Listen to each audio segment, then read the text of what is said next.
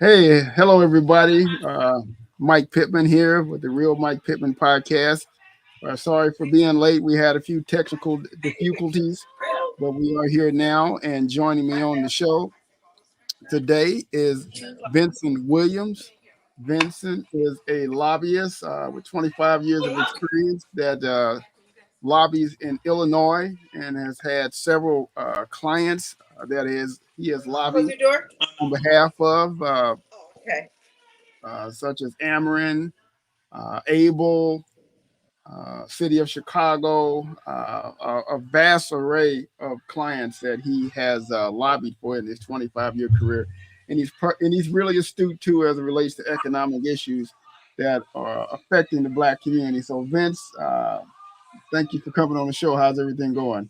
Everything's going great, Mike, and thank you for the invitation and the opportunity to, as we are in the holiday season, talk about the gift that it would be as if we could change our economic situation for the better.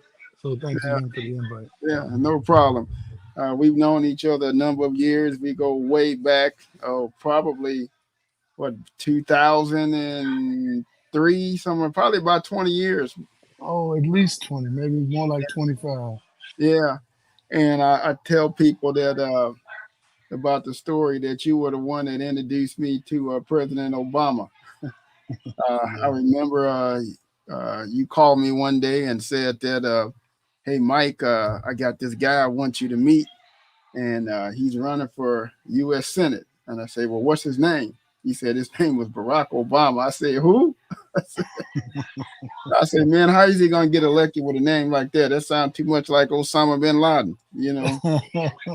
And I remember we went over to his office. We sat down and we talked to him for a couple of hours, and he told me all about he had been a community organizer and that he had went to Harvard and graduated top of his class. And I remember asking him, I said, "Let me get this right now.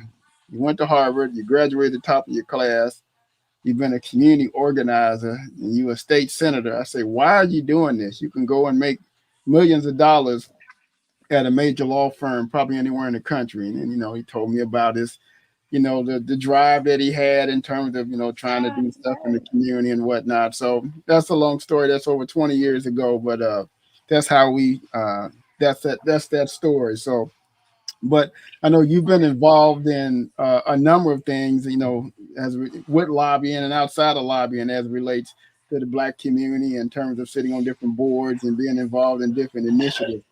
And I guess, having you on the show today, I just kind of wanted to touch on, all those particular type things as it relates to the Black community and economic issues, which are, it was always dear to my heart in terms of, how do we move forward? How do we spend our dollars? So, but Vince, just tell us a little bit about yourself, actually. I know I just kind of gave a couple of Yeah. footnotes.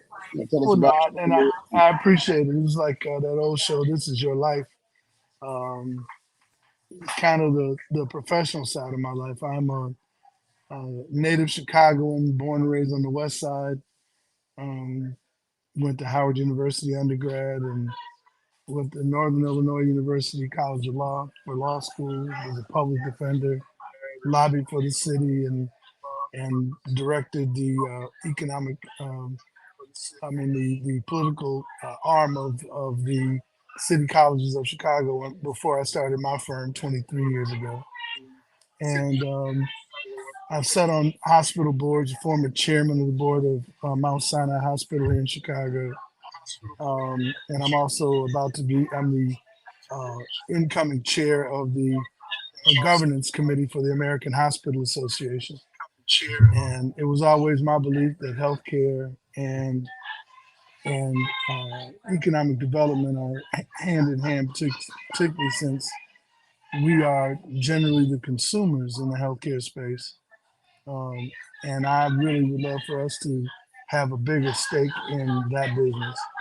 There's a ton of opportunities that I've been availed to in my 10 years as a lobbyist representing various entities, public utilities, education, etc. And having done that, I got a chance to see spaces where we are not, but where I think we are more than able to enter and have some opportunities to grow and develop and create our own mark. I mean, the development of housing, there's such a great need for housing in America, particularly in the urban communities where there hasn't been a lot of renewal of housing stock. And I think that younger folks need to grab hold to those opportunities, because I know it's really easy to get to a position where you don't feel optimistic.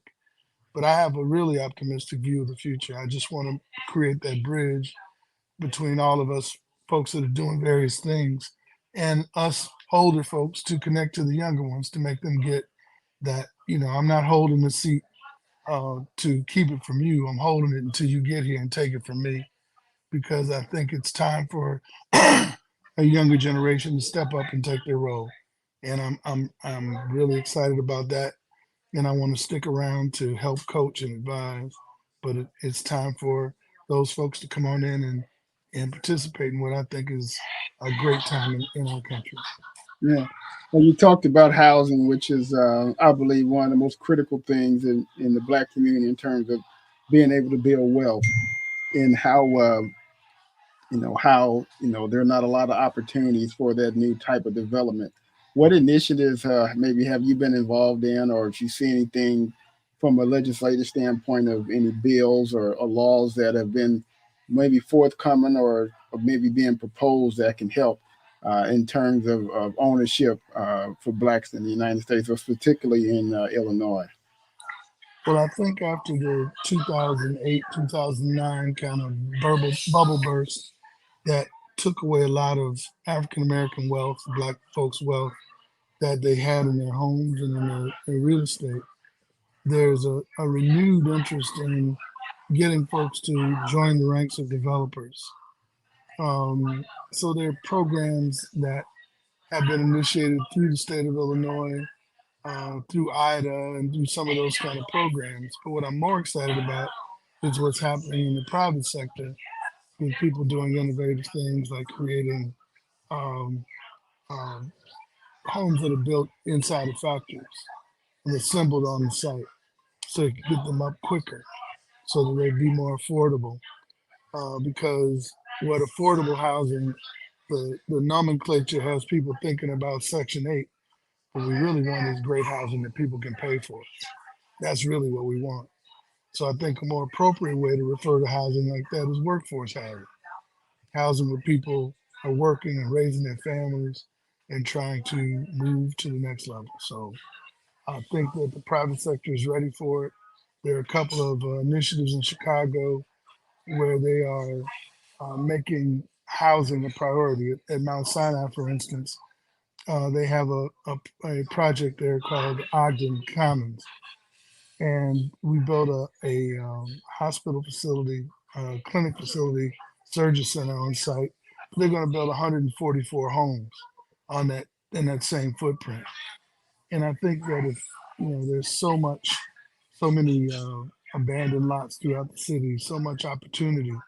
I just think we need to gather the folks who have various abilities, the architects, engineers, finance folks, tradesmen, and really start to plot a plan for what we could do to turn some of our communities around.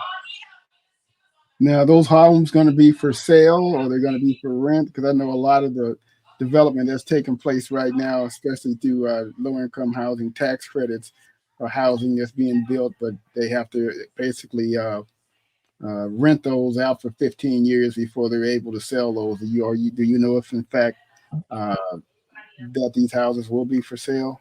The lion's share of them will be market rate sale for sale homes, but they're going to reserve some of the homes for the people working at Center Space, which is the movie studio where they did Chicago Fire and Yeah. Empire.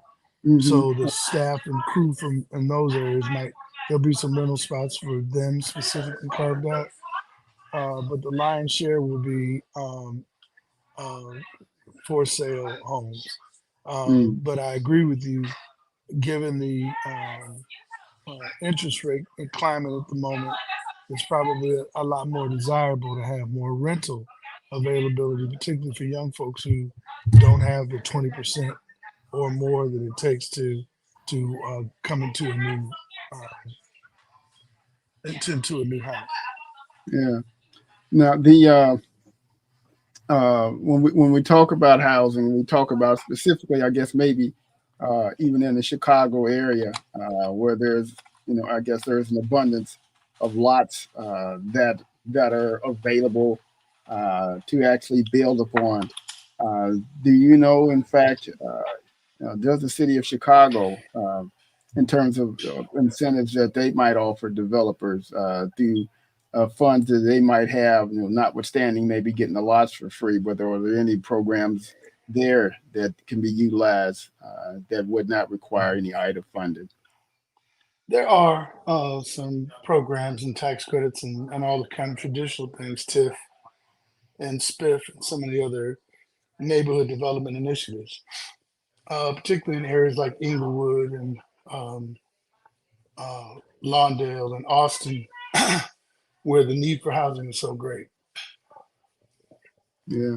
How are the churches engaged, or the black churches engaged in Chicago in terms of economic development and some of the resources that they can provide to I, positive I, economic development initiatives?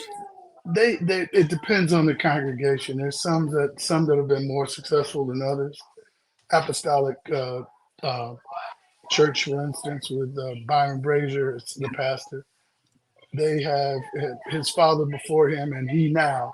They have a $240 million development that they're trying to build, and just got an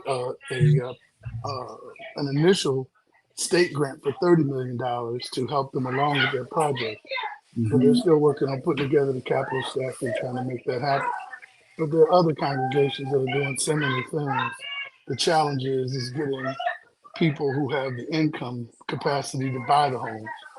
So you have to also, have a ready purchaser or renter before you put a house in the ground. And I think that as much as we need to develop the land, we also need to develop the people. From a legislative standpoint, uh, what bills have you seen thus far that will be beneficial, I guess, in the state of Illinois as relates to black neighborhoods and black economic development? Or are there any being put forth during this session? Well, what I'm most excited about is the continuation of something that happened in 2019, and that was the Illinois Legislative Black Caucus put together their 4 pillars to put specific interest around healthcare, economic development, education, and criminal justice reform. And in the context of each one of those categories, they are seeking programmatic uh, support from all of the agencies of the state, but also giving a runway for community leaders and community groups and individuals to avail themselves to opportunities to grow the community. I mean, the whole development of these pillars was to eradicate systemic racism. That's expressly stated. The Speaker of the House, the President of the Senate, and the Governor were all in support of those pieces of legislation. Say on the criminal justice side, for instance, it is the bill that eradicated cash bail in Illinois. So you weren't getting staying in jail simply because you were poor. Is an example of the impact of making a declarative statement about changing the landscape for our people. On the economic development side, clearly there's a desire to have factories and new businesses, but housing is definitely one of those key indicators of economic development. And the caucus stands ready to move on proposals coming from the community. I think that the business community is going to have to start making proposals to them. It's not enough for the individual legislators to know how to fix things because that's not what they do really.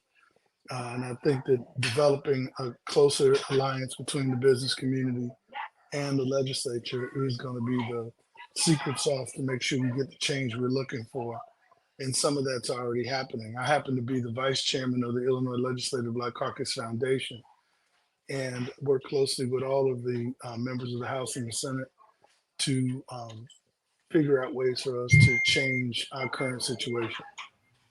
Hmm. Let's kind of shift a little bit, and I wanted to talk about cannabis. I'm not a cannabis connoisseur, and it's really not a business that I'm interested in, but I am curious as it relates to the number of blacks that actually hold licenses or that actually have had the opportunity to open up these cannabis businesses and the taxes that are being received from cannabis. I know here in Springfield, something that was done that I thought was probably groundbreaking, if you will, that they have a portion of the cannabis tax that's set aside for businesses, particularly for businesses that are located in the economically depressed areas in Springfield, which was primarily the black community. And I know that they issued quite a few dollars and helped a lot of black businesses in this particular area to be able to utilize grant dollars to open up businesses or to enhance their businesses. So I think that was probably one of the biggest pieces of legislation, as far as I'm concerned, in Springfield that were able to utilize those dollars and primarily going into the hands of black-owned businesses. In the Chicago area, and I know in Springfield, I have a young man that I know, his name is Damian Johnson, that was issued a license, and I know he's still trying to to do some things to get that off the ground. But one of the big things is that when those licenses were issued, there were efforts made to make sure that there was black involvement in terms of those individuals that could own the shops or sell the cannabis or whatever. Where is that at right now in terms of what you know about it, in terms of black involvement, dollars maybe that are being invested with black-owned cannabis operators? Well, when the act was passed in 2019, it was groundbreaking because it was the first time a cannabis legislation uh, went through the legislature. In every other state prior to Illinois, the permission to legalize recreational and medical cannabis was done via referendum. So Illinois had an opportunity to craft itself a piece of legislation that was designed to go to help those communities that were hardest hit by the war on drugs, which is principally poor black, brown, and white communities. It also set aside the penalties that were imposed on folks during prohibition so that folks can get their records expunged and move forward with their lives as individuals. But as to the results so far of the licenses that were issued, and I think there were about over 100 at this point, 45% of them were African American. The challenge still, though, is because of the delays in lawsuits and now the increase in interest rates and the unavailability of resources for starting these businesses, it's slow coming out of the gate. But there have been some great success stories. There's a group called Nevada Labs in Mount Vernon. They just had their grand opening a couple of weeks ago. It's an all African American group. There's another group that just opened up some facilities here in the Chicago area in Riverside, and I think they have three locations. So it's happening. It's just not happening in any way fast. But I have to remind folks when they complain about the deficits in the act is that prior to this, I don't know of any other industry where there was an opportunity to provide an on ramp specifically designed for people who have been impacted by an issue to get an opportunity to actually enter into the fray and have an opportunity to make money. Um, it's happening. It's happening way too slow for those of us that are wanting to correct the harms of the past. But I do think that we're making forward movement. The association, the Cannabis Association, is now led by Tiffany Chappelle Ingram, a very good friend of mine who, like me, trained in the city of Chicago group. But Tiffany is a former um, chief of staff for the ICC. She worked for ComEd. She's worked in environmental space, highly tuned into the regulatory initiatives, but she is there specifically to make sure that the industry is not going to forget its commitment to enhance African Americans' access and others' access to the industry. And I think, though it's not happening fast enough, it is in fact happening. Yeah. Now we have a mutual friend, Tory Hutchison, who's an ex-senator who was kind of spearheaded a lot of the legislation as it relates to the Cannabis Act, and I know she left and went on to do some other things. And now I think I just seen that she's doing some lobbying now with another group. So is she still involved in the cannabis industry? And exactly what is her role that Yeah, you you know? know, Toy is the one of the architects of the legislation. I think she'll always have a part in it. She, along with Jahan Gordon Booth and Heather Staines and Kelly Cassidy, they call themselves the marijuana moms, and Mm, they were very, very vigilant in making sure that the grant you spoke to earlier, the R3 grant that offers opportunity directly from revenue going to the larger cannabis entities like Cresco and others, have an opportunity to spend that money in the communities that need it the most. Uh, Toy was the president of the marijuana policy group, um, um, and they were involved specifically in getting legalization done across the country. Right now, I think we're at 38 of the 50 states that have some form of legalization. Now it's starting to crack into the South, Mississippi, Maryland. I understand Kentucky will be coming online, Missouri. So, the growth is happening, but it's not really going to hit the next gear until they take it off Schedule 1 at the federal level. So if they remove cannabis from being a Schedule 1 drug, then the individuals who grow it will be able to access banking. They will get the tax benefits that come with operating a business that don't inure to cannabis because cannabis is an illegal substance at the federal level. You remove that category from cannabis, take it off of that in that space, then people can go to banks and borrow money. And right now, there are lots of strings that make it very difficult. And Toy worked hard as a legislator and in her other role at MPP to make sure that we start to break down some of those barriers, and slowly but surely they are starting to break down.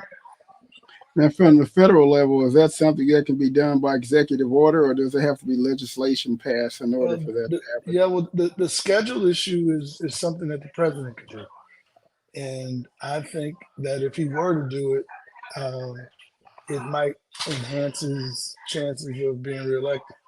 That's just my personal opinion, but I actually do believe that it's an issue, particularly for those people who use cannabis as medicine, for those people who um, find that it helps them in areas of their life that people tend not to talk about often. But it is, not just used for getting intoxicated, which is what people tend to think about. But there are tons of folks who have chronic pain and tons of folks who have cancer and other ailments that cannabis actually helps. And I think that we need to put more emphasis on that aspect of it. And I think that if the federal government were to latch hold to it, I mean, let's look at this.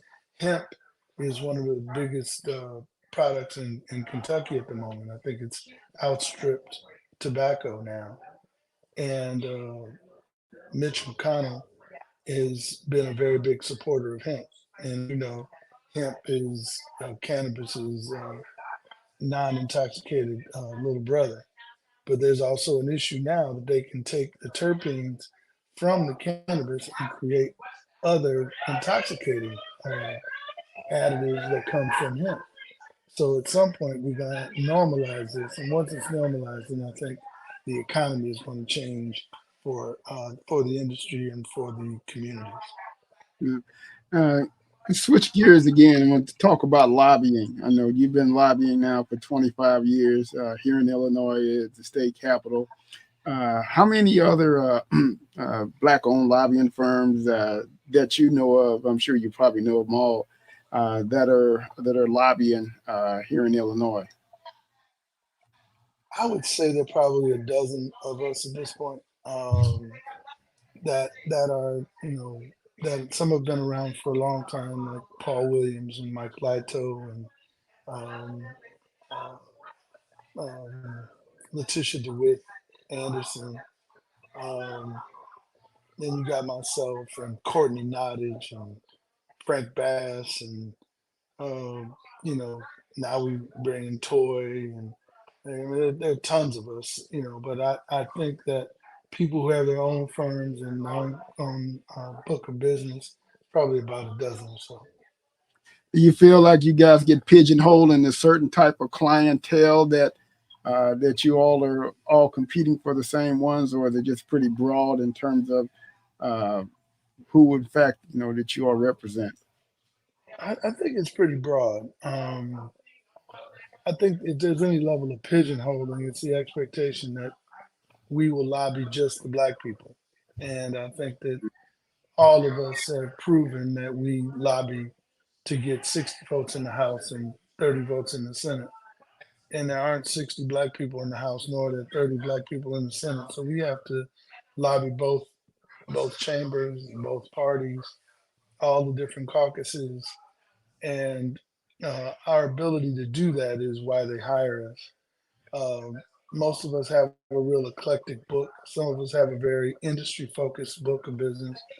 For instance, I represent municipalities, I represent gaming, I represent, you know, HP, Dish Network. I mean, I have a kind of an eclectic group of clients that don't necessarily fit into the traditional belief that all we're doing is representing social services agencies and that you know we represent very big entities, Apple, and you if you pull up the Secretary of State list and pull up any of those names I listed, you'll be impressed and hopefully a little, maybe even a little shocked at the span of folks that we actually represent as a group.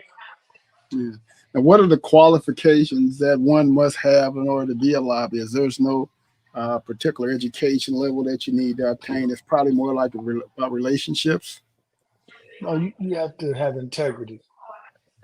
You have to be willing to put yourself in a position to represent your client with the most zeal and energy to make sure that they prevail, or you put them in the best position to prevail. You can't guarantee that, but you work really hard to make that happen. And I think I use integrity first because that's a very important thing, particularly when there's so much cynicism about politics, and the headlines don't help. But for most of us that have been doing this a long time and actually care about the state and care about the people we represent and the people who are impacted by what we do, having integrity is first and foremost. And aside from that, you just kind of need to be, in my opinion, a student of this process. You have to want to be in the Capitol. You have to want to research. You have to want to read and stay up to date as to what's going on in the legislature, both legislatively and politically, because it changes every day. I think we only have, in fact, there's nobody in the legislature except Mary Flowers, who was here when I got here almost 30 years ago. Hmm. Now, that was interesting. In terms of when you talked about Toy Hutchinson and her being able to lobby, what are the rules as it relates to uh, individuals that have been former members of the General Assembly in terms of them being able to lobby? Is there sort of cooling off period that once they leave There, office? have to Yeah, refrain for a certain period of time. they have a 1 year cooling off period. If you work in the administration, it's the same period, um, just so that they make sure that folks aren't doing any inside dealing. And I think she's way beyond that now. I think she's 3 years out, 4 years. Yeah. Um, but it's seldom a problem. A lot of legislators, a lot of lobbyists are former legislators. Donnie Trotter, for instance, is one of them of the African American lobbyists that is a former legislator. And I think they bring something very unique to the table, and that is perspective. And but like us, they're trying to develop relationships with a lot of new members. I mean, the average age in Illinois at the moment of legislators is probably 45, and the average tenure is probably less than 6 years. So, we are constantly reintroducing ourselves, and I take it upon myself to try to, educate as much as I do, to persuade, because I think it's important that they understand the institutions that they are a part of and the benefit that they could play for their constituents. And that's why I volunteer with the caucus, because I think it's important that people understand that this is a very important aspect of most folks' lives: education, healthcare, how we live, how we move is tied to that process. And people who do what I do, we're kind of the folks that help move that process along by writing laws and advancing the interests of our clients. Hmm. And I noticed we talked about legislators going and doing lobbyists. I know there have been some lobbyists, and we have a mutual friend, I'm sure. And I think about Elsie Sims, who was actually started off as a lobbyist. Now he's, I believe, in Senate leadership now. Is that correct? That's correct. But LG didn't start as a lobbyist. He started actually as a staffer. Oh, He was in the Senate, and he was the appropriation staffer when I first started coming down to Springfield. And he got his MBA, got his law degree, got married, has 2 kids, and one of his kids is in college. Just to let you know about Elgie's kind of evolution. But he was also responsible for the bill I spoke to as to one of the pillars that created the no cash bond provision of the Safety Act. And he's been doing a phenomenal job, and he's a budgeteer. He and Jahan Gordon Booth are at the table, helping to make sure that communities that they serve and that serve African Americans are not neglected. So I think he plays a wonderful role. And having been a lobbyist and having been a staffer, I think educate his ability to be effective. interesting. So from a lobbyist standpoint, kind of walk us through uh, the whole relationship in terms of the different levels, I guess, from a compensation standpoint. Naturally, if you have a bill that gets introduced and you walk it all the way through and it becomes law, I'm sure the compensation is much greater. But are there certain levels, if you will, in terms of a bill, how it advances, that determines maybe some sort of compensation if you get a bill to be voted on, if you have a bill that comes out of the committee, or if you have a bill that's introduced, or how does that all work from a lobbying standpoint? Well, first of all, we don't work on a contingent basis. So you have most of us operate on a flat fee, some on an hourly fee basis, but it's already predetermined, irrespective of what happens. So Okay. if you uh, try to get a bill passed and it doesn't pass, you don't lose money. And if you get it through both chambers and get it signed by the governor, you don't get more money. Um, in terms of how much a lobbyist makes, I think it typically has a lot more to do with the level of responsibility. If you're simply monitoring legislation to make sure that nothing bad happens, that person will probably get compensated less than somebody who is taking an idea, formulating legislation, passing the law, and staying with that client for many, many years to formulate stuff. Most of the stuff doesn't happen quickly. It is like growing a sequoia sometimes. You plant a seed this session, and then maybe in 5 years, what you planted will come to fruition. It's not always like that, but for most of us that have been around for a while, we would say things like, if I'm ever going to be reincarnated, I want to come back as a bill because they never die. So these ideas that have been stimulated for years, always come back up. And the reason why they hired somebody like me is because I've been around its history, so I can be helpful in helping them to negotiate the waters. Are there any type of clients that you won't lobby for in terms of maybe some personal convictions that you might have?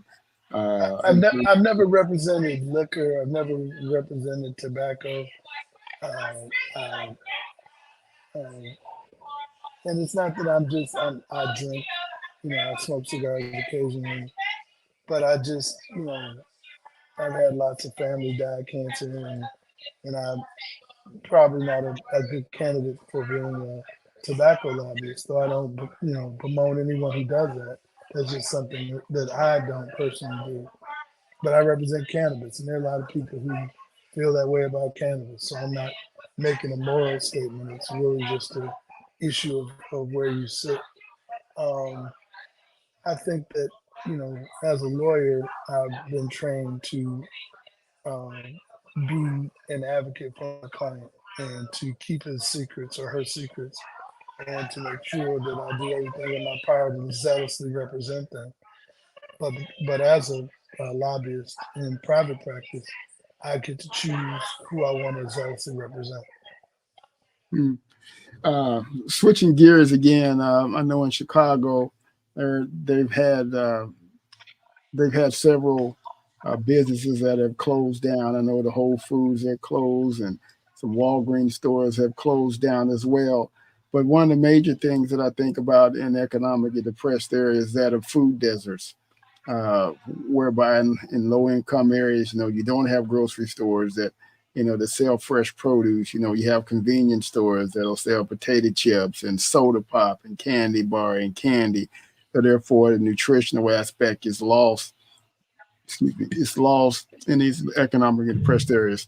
And I did talk to the young lady I talked to. I believe she's trying to open a grocery store there in Chicago. What are your thoughts on food deserts and being able to have fresh, nutritious food in economically depressed areas?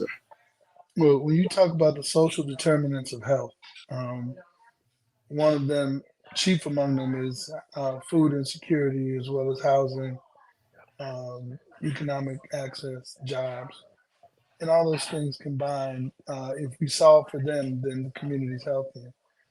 The challenge with opening up grocery stores is the supply chain, and the fact that if you open up a single store, the economics don't work in the big grocery store marketplace. And because a lot of communities are on islands, I had often thought about, moving towards a model that looked more like what I saw in Europe. So instead of these stores selling flaming hots and onion fungi, whatever those things are called, honey buns, they could sell fresh fruit, but we have to demand it. And I think a lot of what we don't have in our communities because the demand isn't there. Dr. King spoke about a three-legged stool, as I refer to it.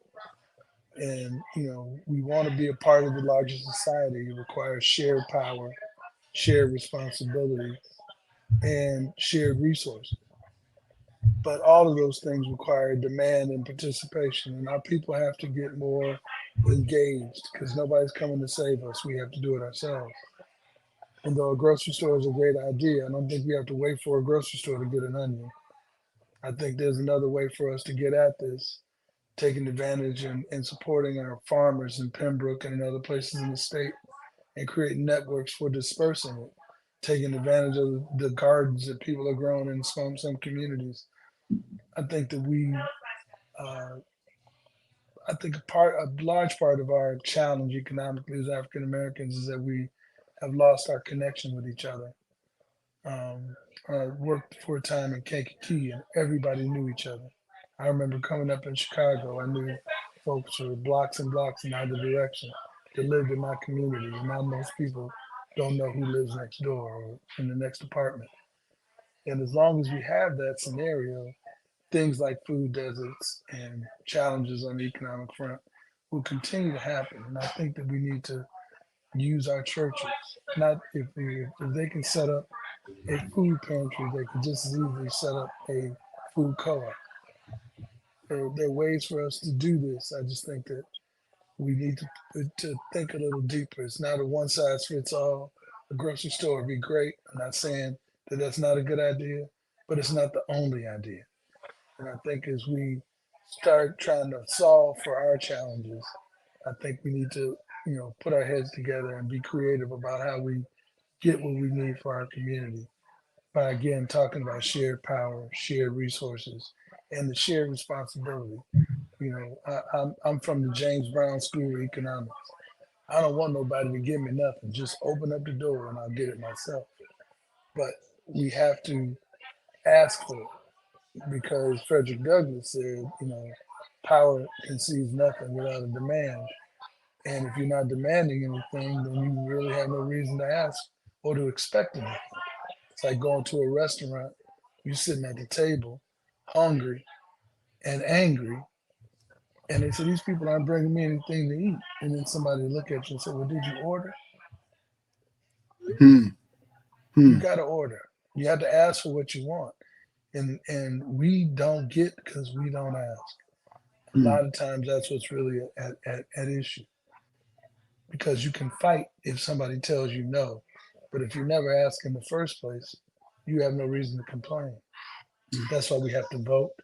That's why we have to be engaged. That's why we have to dream big. We have to want more. We got to think about folks other than ourselves. We got to try to make sure that everybody's okay because if we're not all okay, then nobody's okay. Hmm. When you talked about getting things, one of the big things that's sweeping the nation right now, and particularly the Chicago area, and it has caused some strife um, in the black community. There is that of the immigrants that are now in the Chicago area that have been sent primarily from Texas, either through bus or by plane. What's your feeling? I know you have your finger on the pulse there in the community. What's the feeling there in Chicago as it relates to the black community in terms of the immigrant status? Is it for, against, or uh, Last year in December, I got a chance to go to Geneva and participate at the UN's permanent forums on blacks in the diaspora. And I got a chance to meet black folks from all around the world.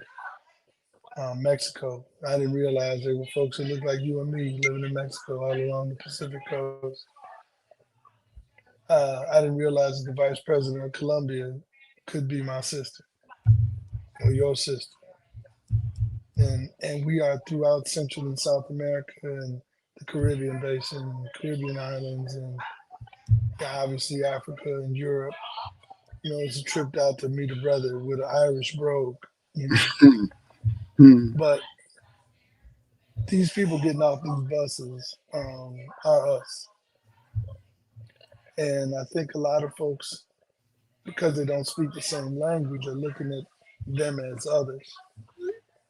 But they are children of God just like us. Most of them have African lineage just like us. The only distinction is that their slavery history had a Spanish speaking master and we had an English speaking. We came from the same shores. I was in Ghana in January and I got a chance to see the slave dungeons.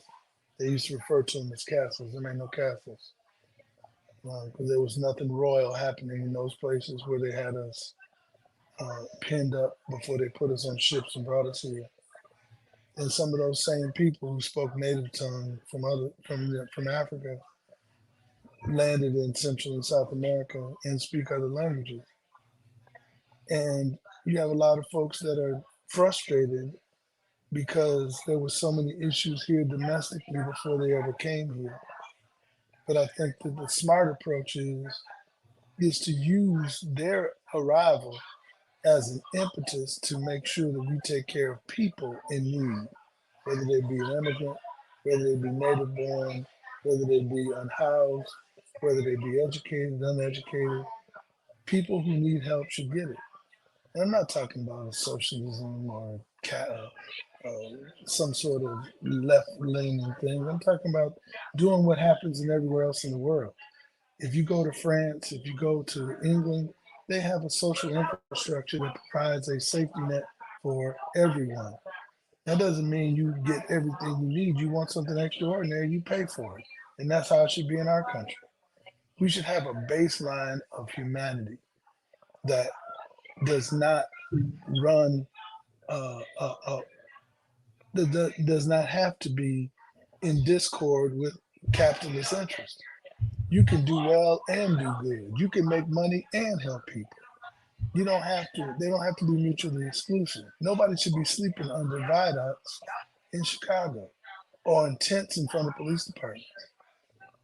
But that is our current situation. And we kind of got, put in a position to have to deal with it the best way we could. But I think that all of us want to do better for everyone.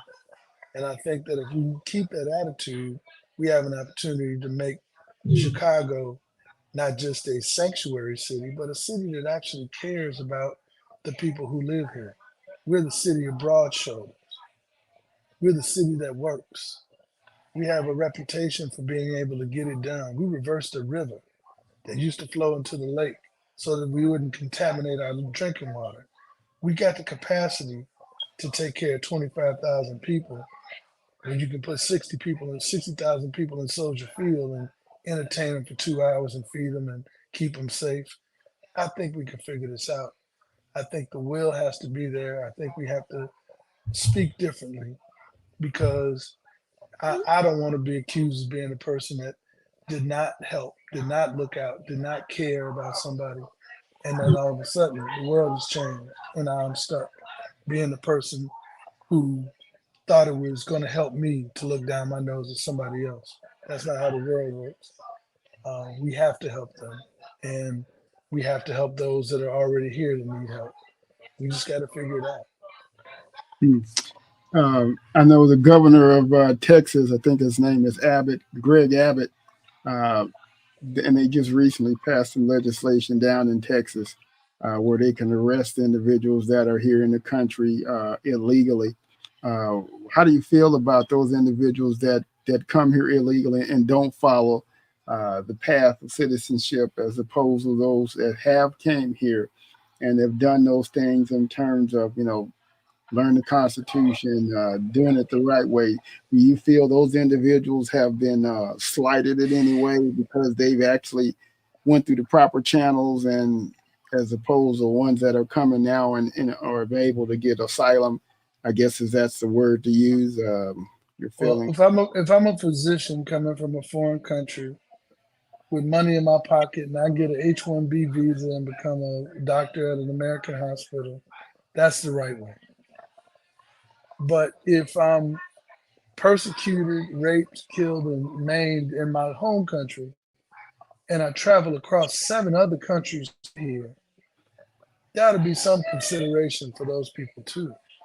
We got to amend our immigration laws to make sure that we're bringing logic to it. Children don't know the right way to come. They hear them.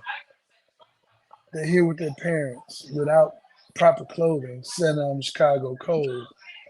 Now is not the time to have the immigration law debate. Now it's time for some humanity. We have to help these people that need help. And we can sort all that other stuff out later. But, for Governor Abbott to put people on buses and planes and send them here as if that's some testament of leadership, that's cowardice. That's human trafficking.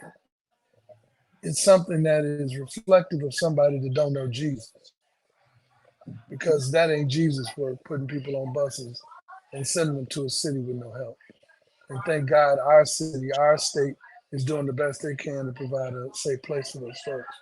Because to think any other way, I think makes us look like not the country that has that big statue in New York that says, "Bring me your tired, your poor, your huddled refuge yearning to breathe free." That's what that says. We say that's who we are, then let's be that. And Hmm. unless until we start doing that, then I think we aren't being in America, not the Americans that I know we can be. And I want to be that kind of America that does not turn its back on folks that need us. Hmm. Very interesting and eloquently put. Let's switch gears again. I want to talk about uh, black dollars in the United States uh, in terms of how we spend those dollars. We talk about our economic clout that we have in terms of the dollars that are in black folks' hands every year, which equal out, and maybe it's the 12th or the 11th or the 12th largest country in the world gross national product. But yet we spend 96.7, almost 98% of those dollars outside our community. And in addition, I saw a report that was done where it talked about since 1980 that black churches in the United States have taken in $450 billion in revenue. So when I look at that, and when I look at the amount of dollars that we spend on an annual basis, we're we're uh, we're more consumers.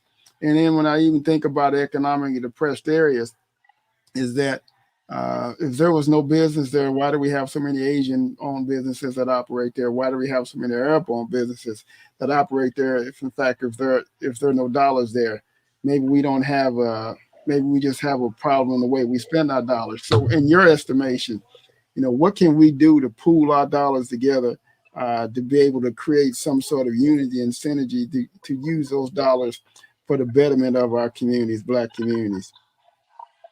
I think that the word you used more than once in your question was "we," and I think that we really need to examine what that really means. We as a community have to know each other. I think part of the violence issue in our community has everything to do with the fact that we don't know each other. And if you don't know each other, then you disrespect each other. If you don't know each other, you ain't gonna shop with each other. We can't dream together. We can't figure out how to do cooperative economics. I think it is very possible for us to do that. But I think that we have to do something that's a little more fundamental, and that's get to know each other. When we go to church, we need to praise Jesus, but we also need to follow his second commandment: love thy neighbor as thyself. The problem is a lot of us don't love ourselves. So if you don't love yourself, you can't love your neighbor. And if you don't love your neighbor, then you ain't gonna shop with him. So we have to figure out a way to get to know each other. And that, I'm not putting down TikTok and Instagram and all the other devices that, have we've been blessed with this new technology. But I have a new app that I want to, integrate called Human Interaction.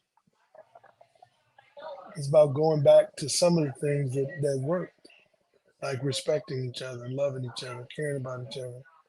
Because I'm not going to spend a dime with you if I don't know you and I don't respect you. I don't trust you. And I think that you can't trust somebody you don't know.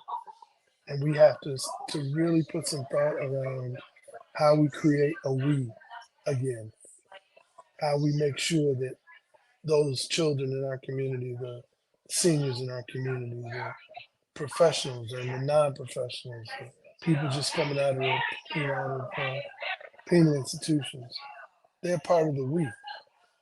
When somebody gets released from jail, we should already have 6 months of getting to know them before they hit the street. So when they come out here, they're not alone and by themselves, and they know somebody's watching and caring. Uh, that person's also owes a responsibility to be a part of the community. We ought to set some expectations. We ought to say we want more than we get. We don't get a lot because we don't ask for a lot. So that's why it takes some time to talk to our seniors who had dreams, and those dreams are going to the graveyard. and we need to hear them. We need to express them to each other so that we can plan around how we activate and make them come to fruition. I'm not blaming young folks. I'm not blaming old folks.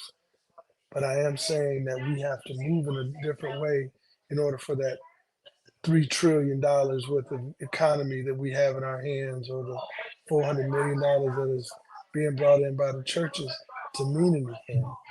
Because money without purpose don't mean anything. Money will come and go. But imagine if we had a purpose for it, we had an intent for its use, then the money in our community would stay here 5, 6, 7 times like it does in other communities.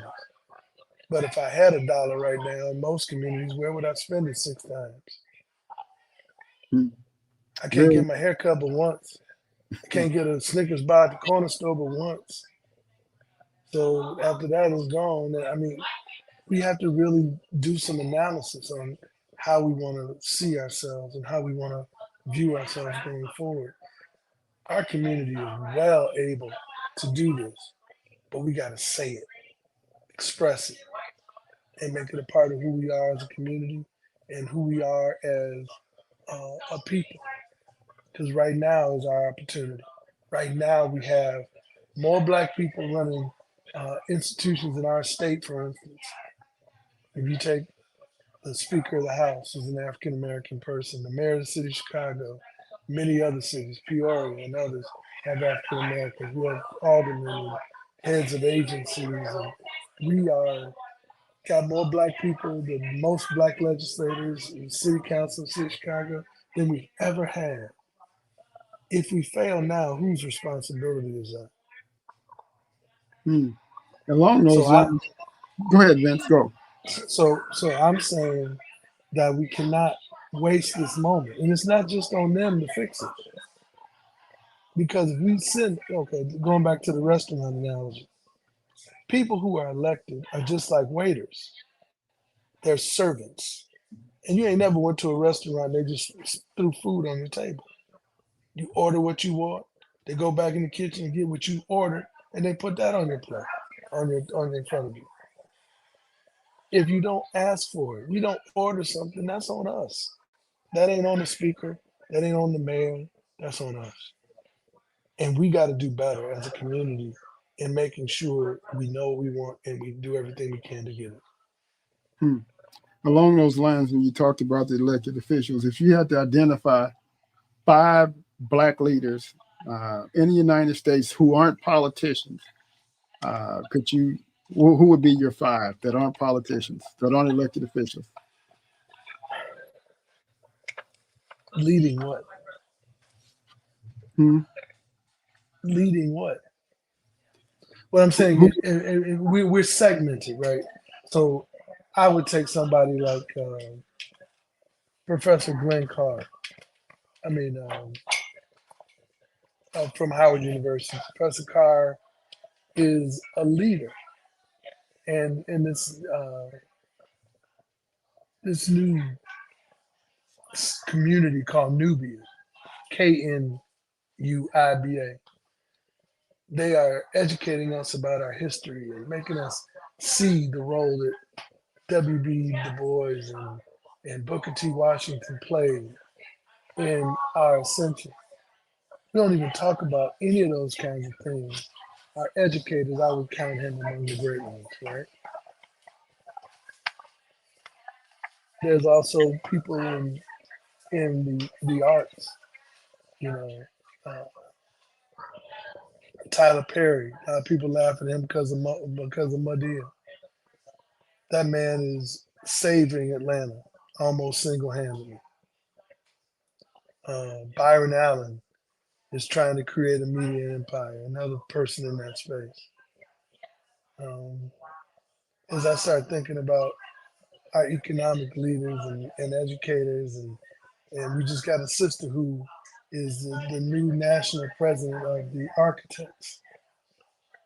You know, but what do we do with her? How do we take that position of having somebody in such an august space and not be able to do anything with it?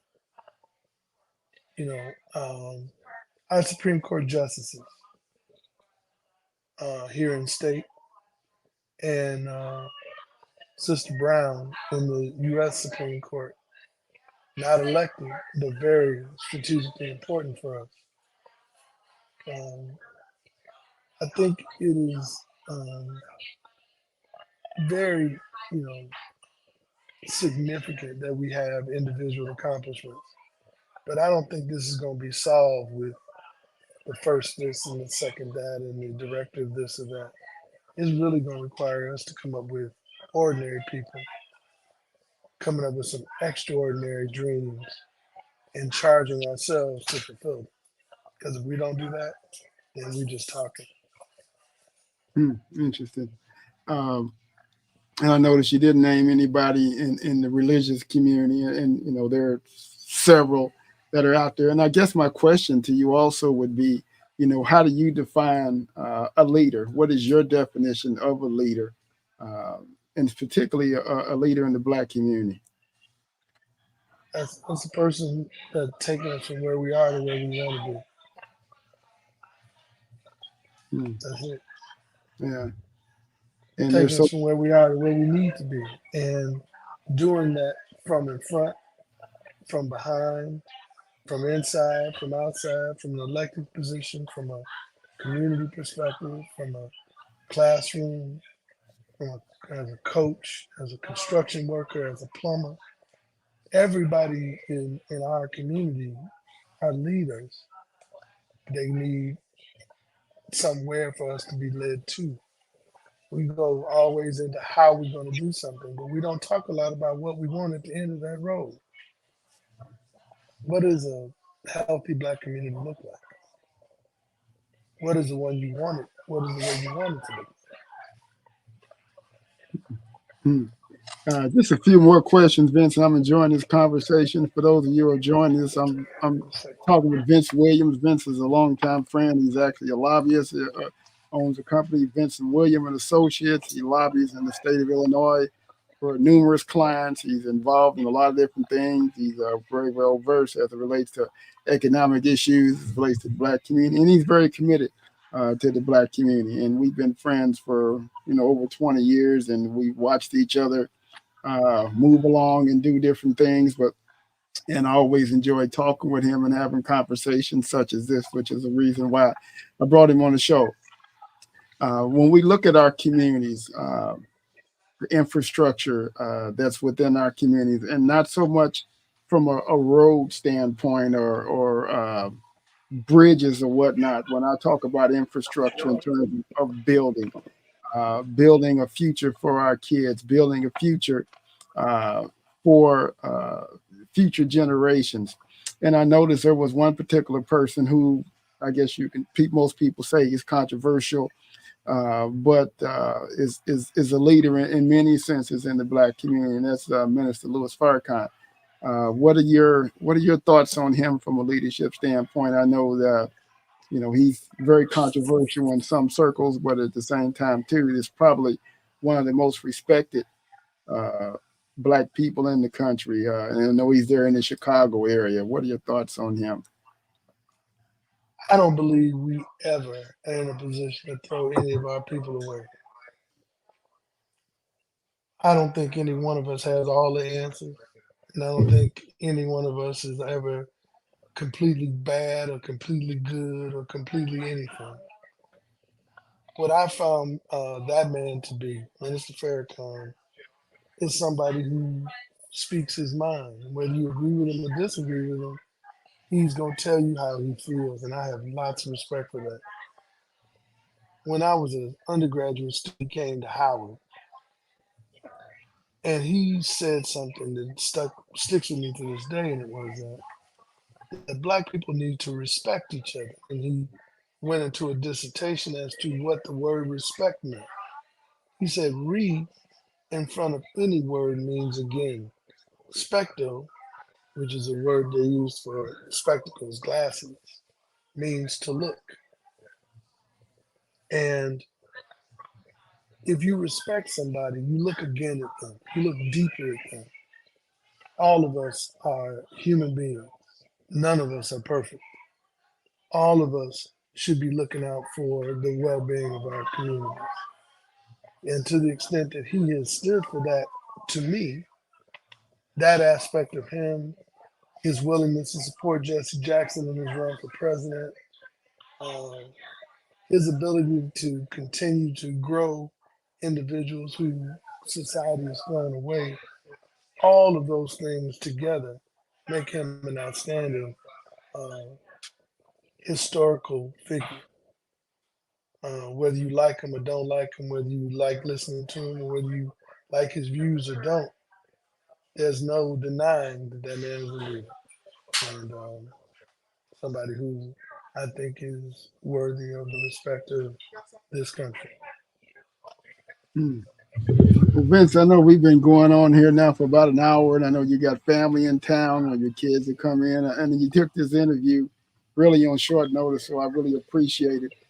You have anything else that maybe we haven't touched on, maybe you'd like to bring up, or as you know, to talk about, or get it out on the table, if you will?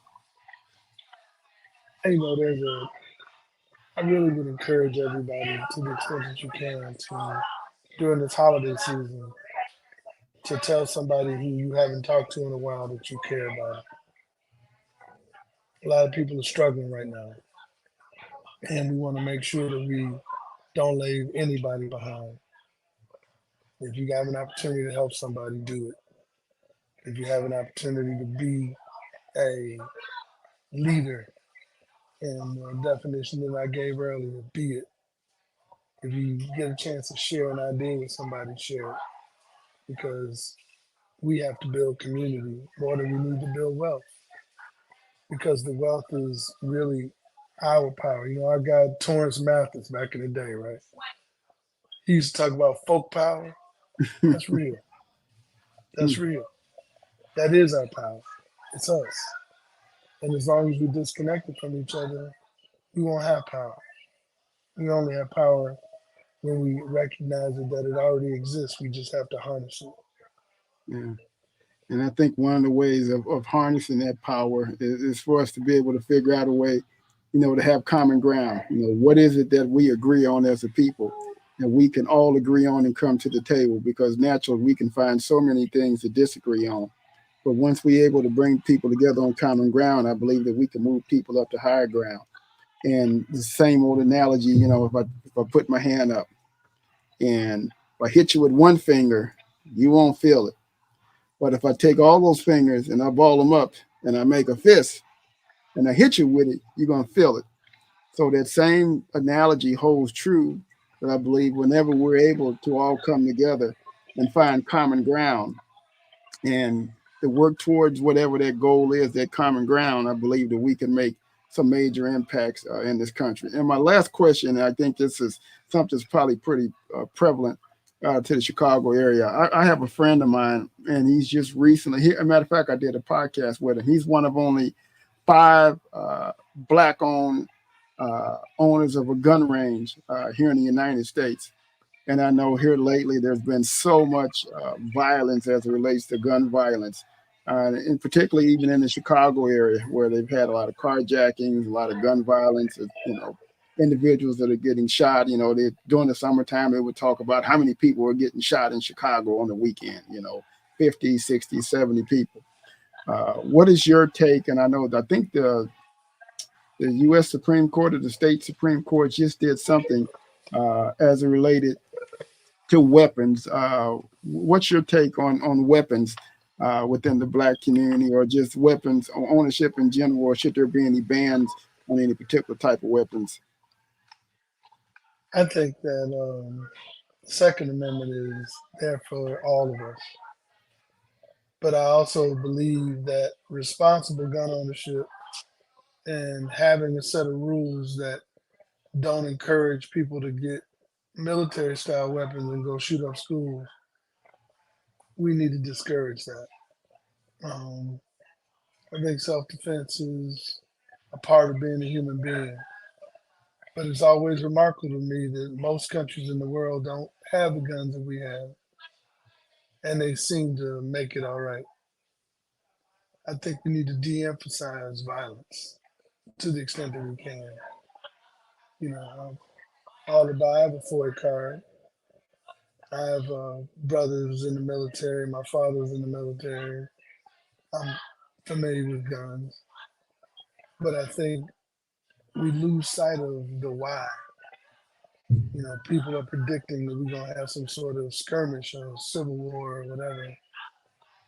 And I'm not that pessimistic, but I think you can create a self-fulfilling prophecy when you behave in a way that a fearful person behaves.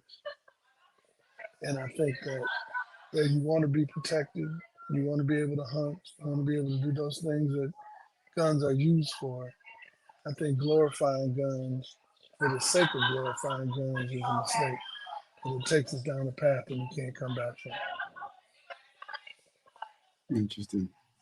Well, Vince, man, I appreciate you coming on the show with short notice. Again, I know you got family in town. You think you said your daughter came in town, your son is in town, and during this Christmas season, it's the time for families to get together and like I said, love on each other and to be able to spend time together as a family. So I appreciate you doing this on short notice. In fact, we've been friends for a long time, and we just we've been through some things together. Yes, sir.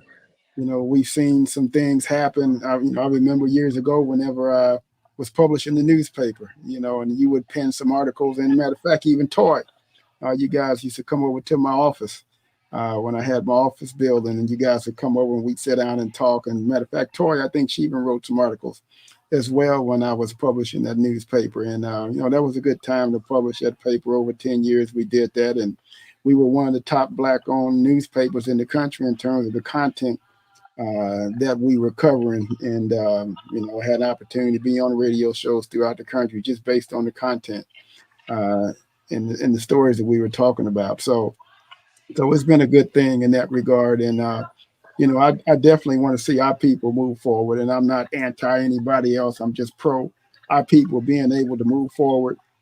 And because it seems like we're last in everything. We're last in health. We're last in wealth. And there's no reason for that, when collectively, we can move the needle a long ways in terms of us being able to advance economically. Those saying that a rising tide lifts all boats. We just got to get in the boat. And being able to work together and being able to trust one another. And get people who can read the tides. Exactly. Yeah. Get some people that can read the tides, so we not putting when it's low, when it's high. Yeah. So it's very interesting, Vince. Well, I appreciate you, man. I appreciate you too, Mike. Yeah, we've done a lot of things together. So, enjoy your family, man. And, I'm going to go ahead and end this. The listeners out there that have been watching the show, I appreciate you guys tuning on board. This is a new show, something I've, been wanting to do for quite some time after I got out of the newspaper industry. I've always, and I did have a radio program for a while. I don't know if you remember that, Vince. I was on Voice America for about 6 months with a radio show. So I always like to have dialogue, positive dialogue. I don't want to be on here gossiping about, Will Smith or getting slapped. I mean, that doesn't really move us anywhere. I'm interested in meaningful conversation that will move us forward as a people. And at the same time, too, I'm a very spiritual person as well. So it's one thing to be spiritual. It's one thing, I believe in God, and I believe that we all going to leave this earth one day. And, we're going to have to give an account for the way how we treat other people while we're here on earth. So Vince, man, I appreciate you, and enjoy your family, man. And we'll go ahead and, this showed on Facebook. It's on YouTube as well as LinkedIn. If you want to go back in and take a look at the episode or have some of your family members take a look at it, it'll be good. And I got some of my folks watching as well. I want to say hi to them as well. My sister-in-law who always tunes in. Marie, I see you there. Some other people I grew up with in St. Louis. I see Deborah O'Neill is watching. I know her brother Larry, and we grew up together and went to the same high school back in St. Louis. So it's good to see these folks coming on board and just watching the show. And as we grow the show, tell others about it. If you have any ideas about guests that we need to bring on. And one of the things that I need to do, I need to get some women on the show. Everybody that I've been interviewing has all been men. And I want to get some women on the show. There's one particular lady in particular that I want to invite on the show to talk about women and mental health and relationships type of thing. I don't claim to be an expert in things, but I do like to be able to get those individuals on that have expertise in those areas and let them talk about it and let individuals get exposed to it. Because the more we're exposed to information, the better we'll be for us as the people, because we'll be more informed when we make decisions as it relates to our finances, as it relates to our community. So, Vince, having said that, appreciate you, man, and take care. Take care now. All right. And say hello to your family, man. Have a great time. You do the same. Merry Christmas. Bye-bye. Hey, Vince, hold on for just a minute. And